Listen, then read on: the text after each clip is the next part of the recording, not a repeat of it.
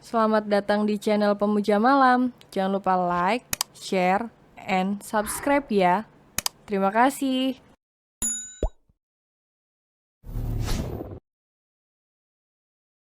Chapter 62. Merasa khawatir sekaligus cemas.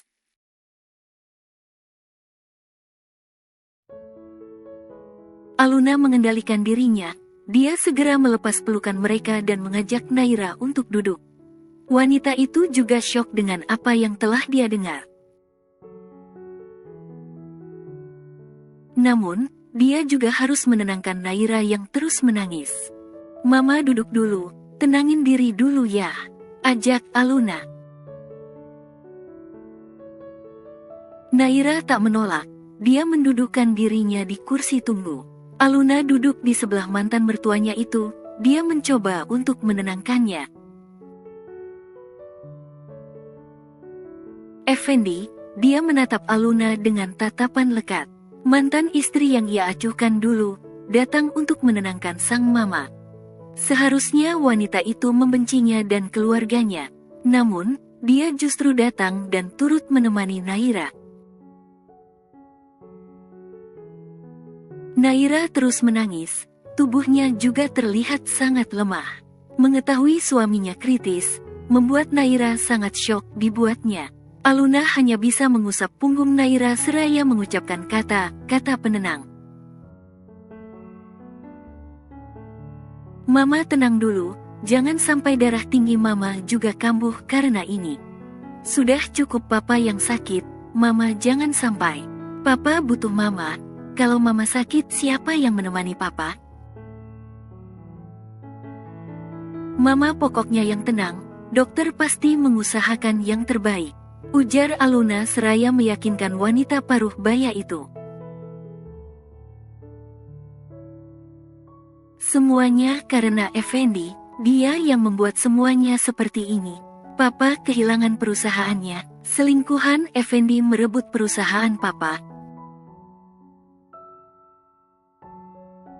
"Aluna, kamu tahu jika Papa mengusahakan agar perusahaannya berkembang. Tapi anak tidak tahu diri ini malah menghancurkannya dalam sekejap. Dia memberikan perusahaan Kalingga pada selingkuhannya," unjuk Naira pada sang putra.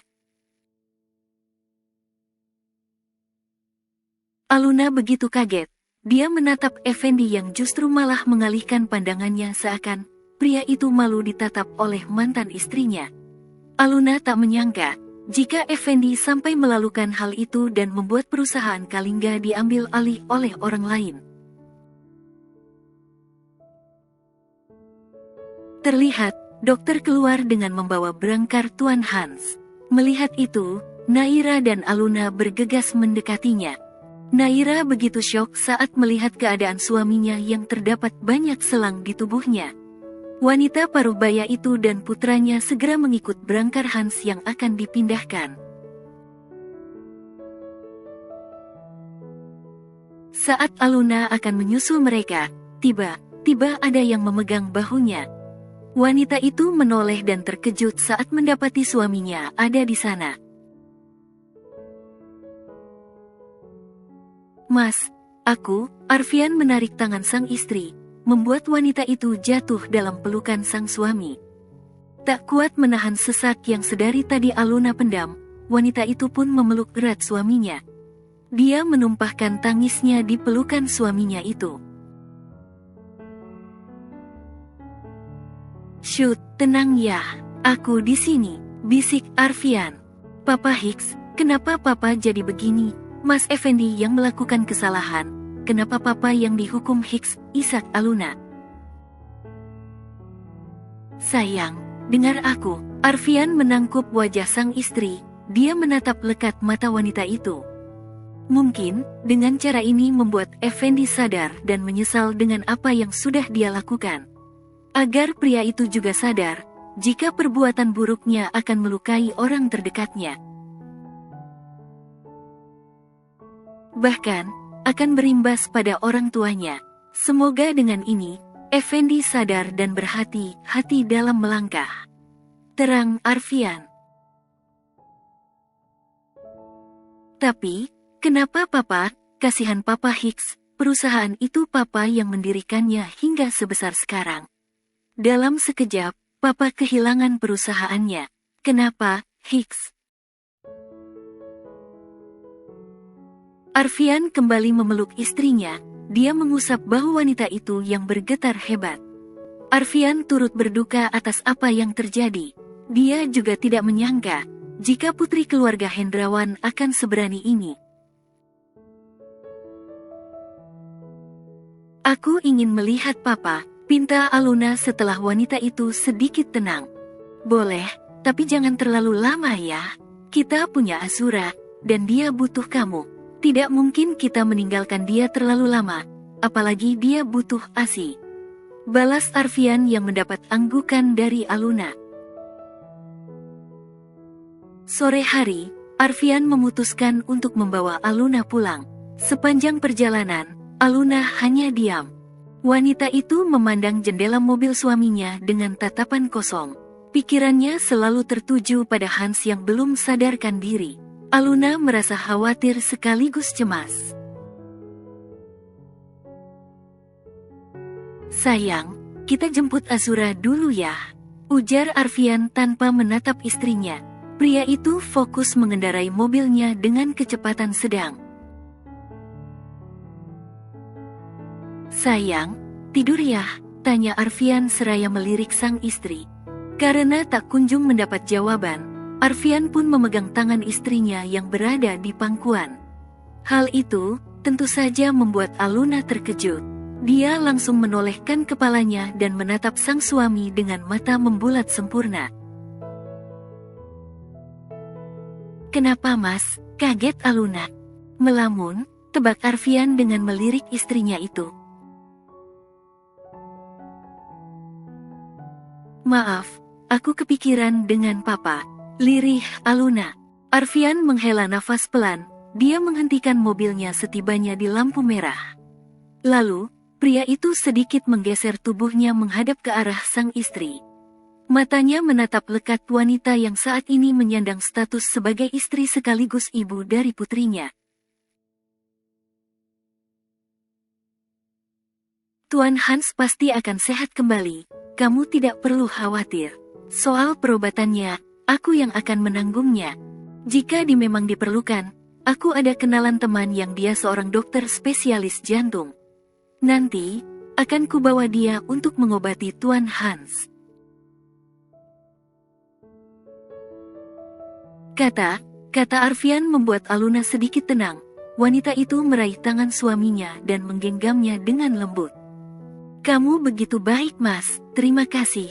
Terima kasih banyak, lirih Aluna dengan katanya yang berkaca-kaca. Sama sayang, sudah, jangan terus menangis. Sekarang kita jemput Azura, aku sudah sangat merindukan cintaku itu. Ajak Arfian setelah pria itu mengecup lembut kening istrinya. Nalendra mencari keberadaan putranya. Pria itu sedari tadi tak mendengar celotehan Arega. Merasa ada yang tidak beres. Akhirnya dia memilih untuk mencari keberadaan putranya. Langkahnya terhenti setibanya dia berada di bawah tangga. Terlihat di sana, Arega sedang berjongkok seraya memegang sesuatu. Sedang apa kamu? Tanya Nalendra yang mana membuat tubuh Arega terlonjak kaget. Kaget, Papa, kilain siapa tadi? Seru Arega seraya memegang dadanya.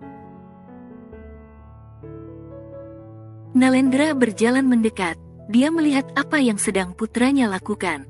Melihat susu kaleng yang terbuka, serta wajah putranya yang cemong dengan susu bubuk. Membuat pria itu membulatkan matanya. Astaga, kenapa susunya dimakan begitu? Seru Nalendra dengan tatapan tajam. Lapal, kenapa halus tanya Ci?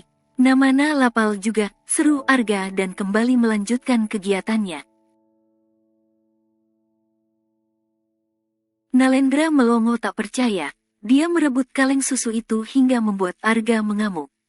Kembalikan cucu nak, kembalikan Ini susu bubuk, diseduh dulu baru dikonsumsi, seru Nalendra. Tatapan Nalendra beralih pada kaleng susu bubuk itu. Dia menghela nafas pelan saat melihat isi kaleng itu hanya tersisa sedikit saja. Dalam artian, Arega sudah memakan banyak hingga hampir habis. Hampir habis, Arega, kamu makan seberapa banyak? Kalau perutmu sakit gimana? Pekik Nalendra. Arega mengerucutkan bibirnya sebal. Lapal juga cakit pelut, kama aja. Jawaban pintar putranya membuat Nalendra menepuk keningnya.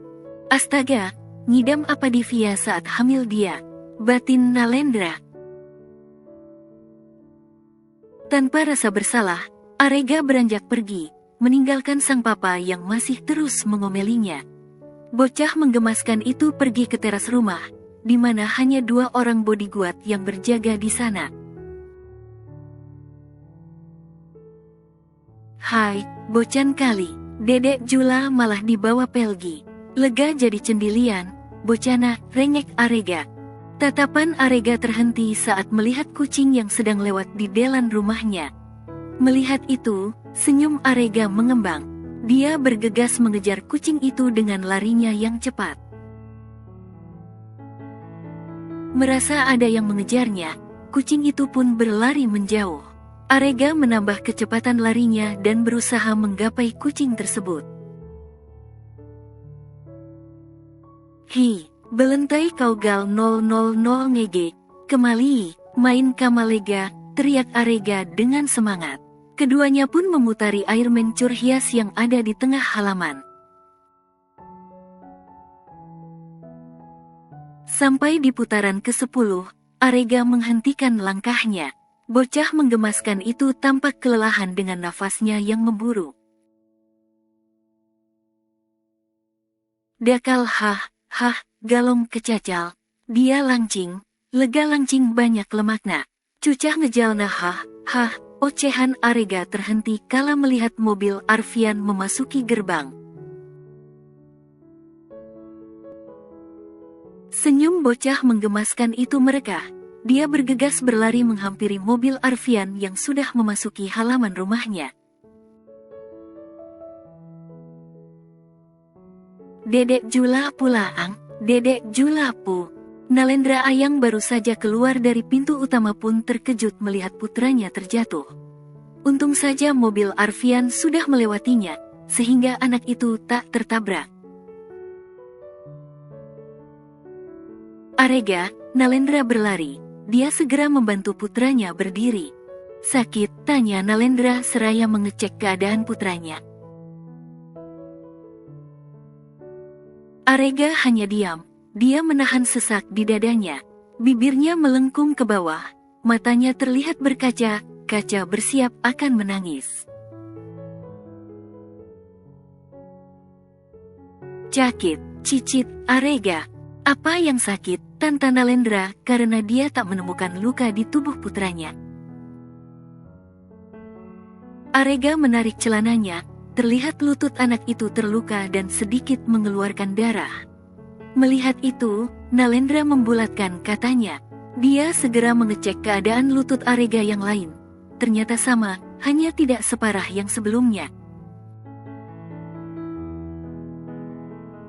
Kenapa Andra? Arfian mendatangi adik serta keponakannya dengan raut wajahnya yang bingung.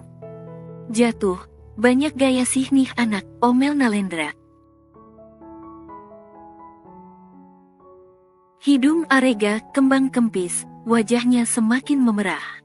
Tak tahan, tangisan nyaring Arega pun memecah suasana hening saat ini.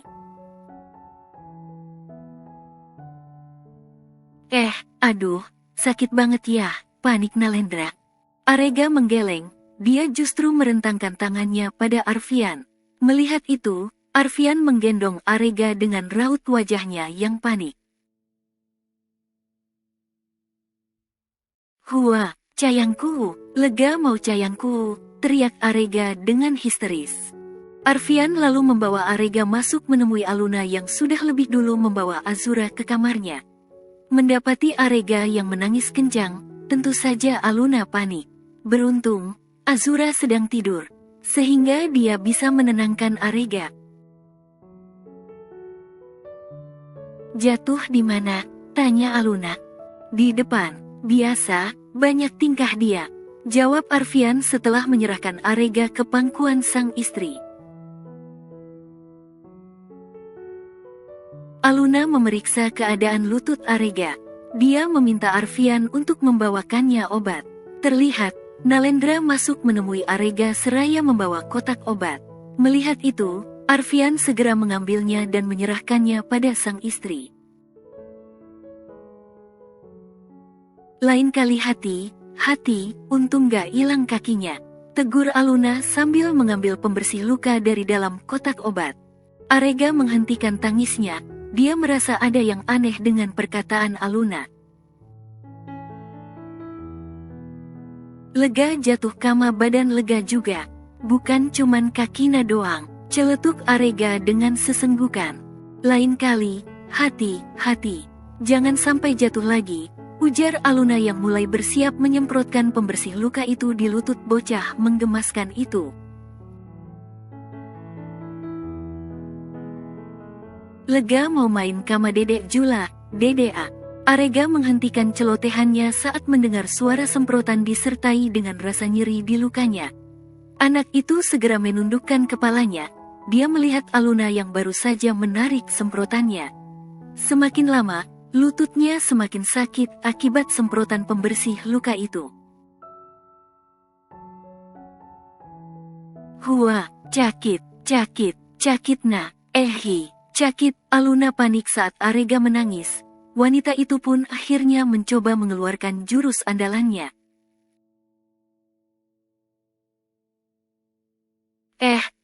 Dasar kau keong racun.